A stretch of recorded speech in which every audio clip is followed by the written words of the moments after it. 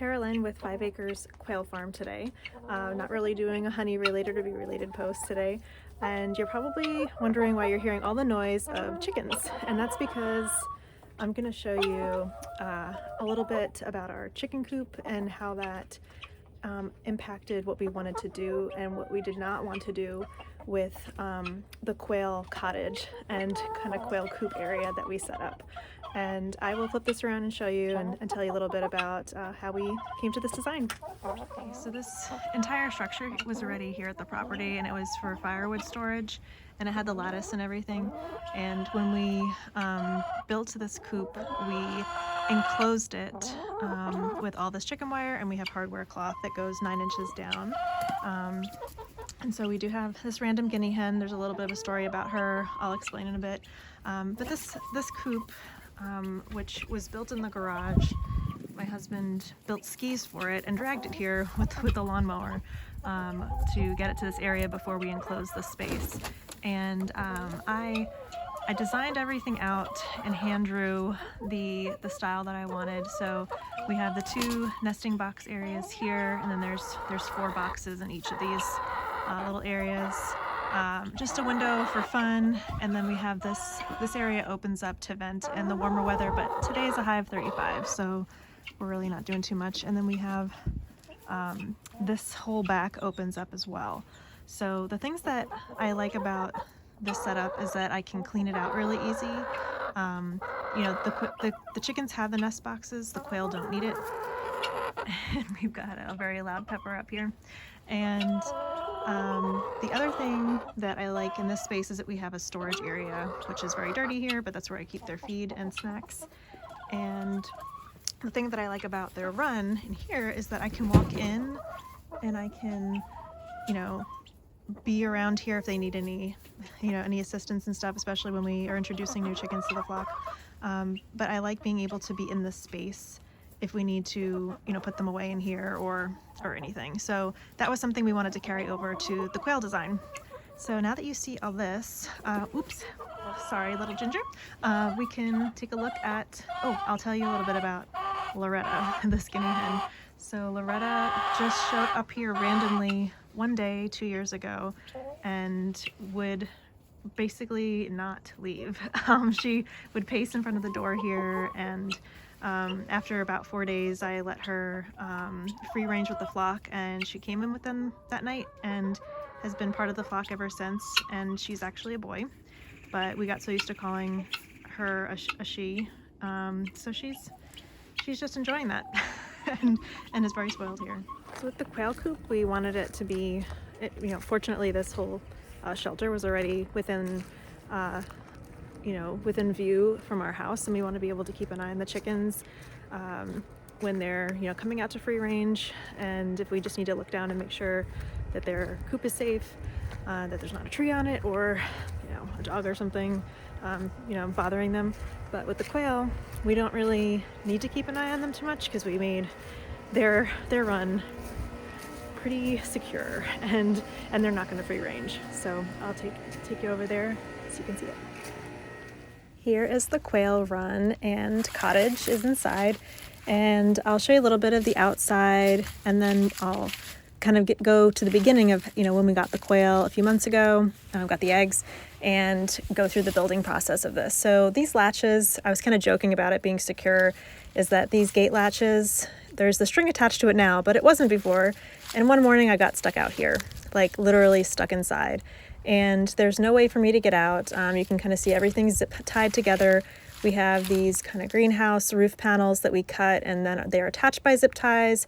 The PVC is attached to the hardware cloth by zip ties, and there is really no way to get in or out because the entire base is a 2x4 fence attached by zip ties. So my husband jokes that this is like the half a hamster wheel, and it's also like the zip tie castle in his words. And we ended up adding these little boards at the top and bottom because we noticed there was a bit of a gap with the PVC in the door. And one last thing, these little carabiners are really great. I really, really like them, and we added them to the chicken coop too. So let's start at the beginning. I ordered eggs from Alchemist Farm, and they arrived in mid-October, And they came in, what's really great is they have a completely plastic-free packaging, so they've moved to where everything is biodegradable. And I got these eggs. I only ordered 2 dozen because my hope was I really wanted like I shouldn't say a flock because a group of quail is called a covey, and I wanted to have a dozen to kind of start with. So I ordered 2 dozen eggs, but they sent me 3 dozen eggs, which was pretty good because they got lost in the mail, and that may have affected the hatch rate because we had these adorable, this was the first one that hatched. We ended up having 14 start to hatch. 1 egg kind of aborted, and then we had 1 chick pass away within the first 2 weeks. But this 1 chick, I just want to show, it's a pretty amazing. It became this like little doula, and it went up to every single egg and chick as it was hatching, and it was like, you can do it, you can do it. So I just wanted to show that adorable little clip of her helping them out. We kept the chicks in here for about 12 to 18 hours because you don't want to impact the humidity levels in the incubator, or it could impact the hatch rate of the remaining eggs. And we kept them in a brooder inside for about 4.5 to 5 weeks. And you can see they are, very, as they grow very quickly. This was just, over the span of a few weeks. And they're very active. And this is the brooder we used. It's just a storage bin. On to the building process. So my husband originally was going to cut all the material for me, and then I was going to build it. But as we got started, he ended up taking over, which I did not expect him to have time for with everything going on in our lives. And I'm so grateful that he's been helping so much with this.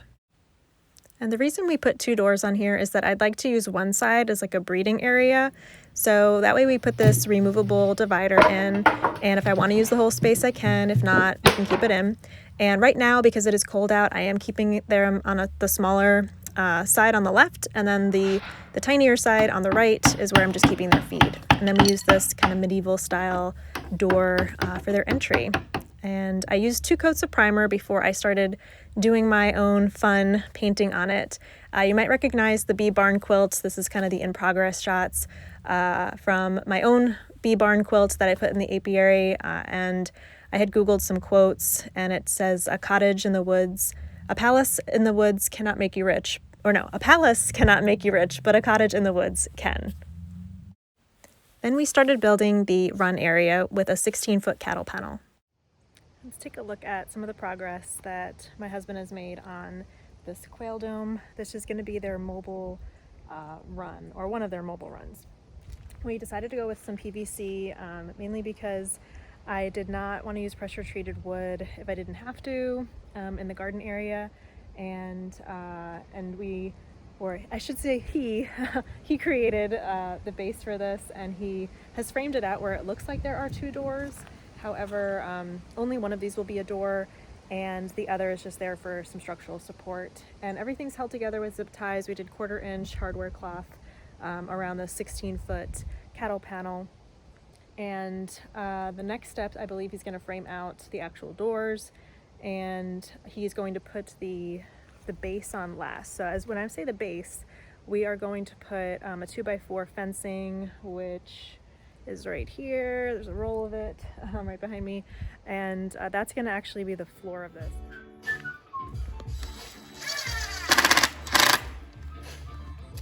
He worked several late nights to get this done, and I am so happy with it. And then we had to move it from the garage area to the apiary, and so we used a hand truck for now because we didn't have time to put wheels on it, which is our ultimate plan, is to put some wheels on so I can move it around the garden area and use it in all of the space there.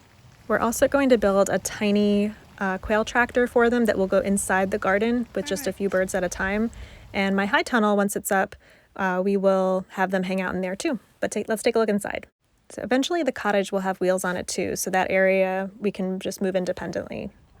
And they really like, this is their first morning in their space, so they were just kind of exploring, getting a feel for things.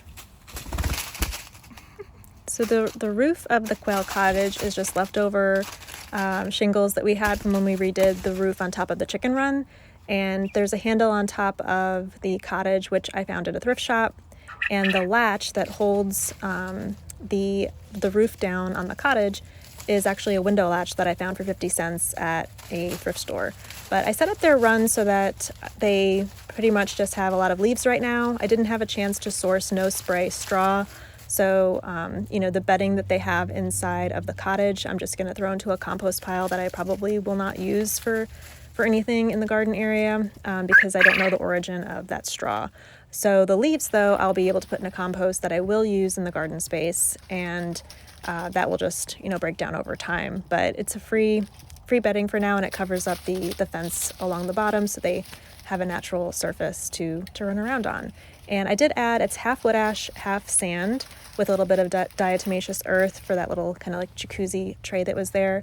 But I keep their feed and water inside, and I also have feed and water outside, so wherever they feel like going or being a little anxious like that.